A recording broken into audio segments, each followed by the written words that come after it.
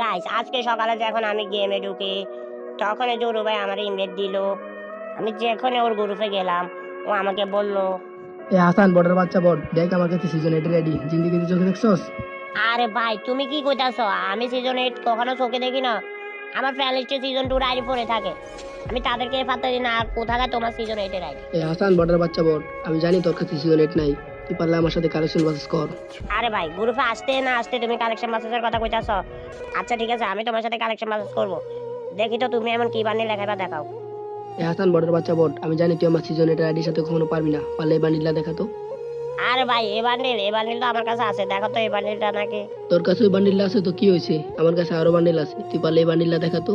আরে ভাই তুমি এইসব কি বান্ডিল দেখাইতেছ? এই বান্ডিল তো আমার কাছেও আছে, দেখো তো এই বান্ডিলটা নাকি। ভাই তুমি এতক্ষণ ধরে অনেক বান্ডিল দেখাইছো, তুমি এবার পাইলে আমার এই পার্মানেন্ট গেট আপটা দেখো তো।